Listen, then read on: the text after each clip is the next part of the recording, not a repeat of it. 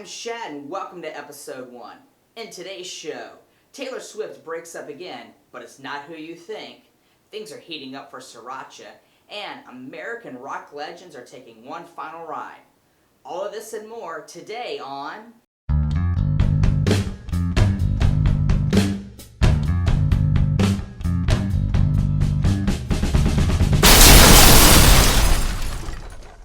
Exterminate! Exterminate! Exterminate!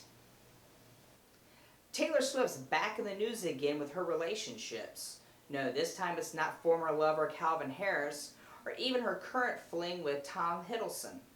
This time, it's her relationship with YouTube that's in question.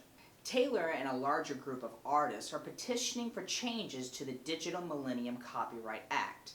Basically what they're doing is they're saying that sites like YouTube should pay more money for having their musical content in there. YouTube has gone on to say that all the artists are being fairly compensated for all their musical offerings to the tune of $3 billion a year. I don't know about you, but to me that sounds like a lot of money. However, for Taylor Swift, it's probably just one small drop in the huge empire that is her music. Next up, we are just 7 weeks out from the start of the 2016 Summer Olympic Games in Rio de Janeiro. Or are we? It seems that all the dirty politics and money under the table is finally taking a toll on the host city. The governor of Rio this week declared a state of calamity in advance of the Olympic Games.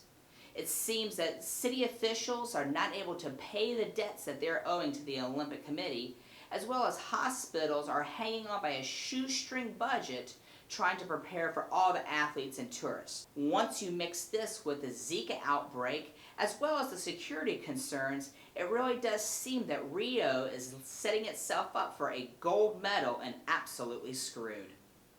With all the heat surrounding Taylor Swift as well as the Olympic Games, you would be hard-pressed to think that something as simple as Sriracha would cause people to be hot under the collar.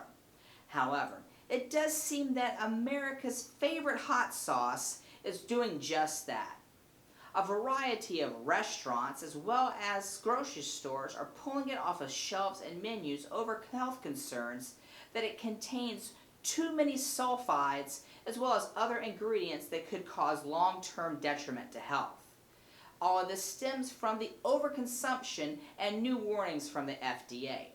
However, if you're consuming so much Sriracha on a daily basis that you're feeling the burn of this issue, health concerns are probably not the biggest focus in your life. On a more somber note, guests to Walt Disney World's Magic Kingdom this past Saturday put on a touching tribute to the Pulse nightclub shootings. Without staff members' knowledge, hundreds of guests gathered during the nighttime celebration at the park and passed around LED candles and glow sticks used in tribute of the fallen victims. Walt Disney World, however, did have a plan for tribute of its own. Immediately after the Kiss Goodnight, Disney cut out all sound to Main Street, USA. During the 49 seconds of silence, rainbow colors were also projected onto Cinderella's castle. This silent tribute proved in a loud voice that Disney is standing with all of those affected by this tragedy.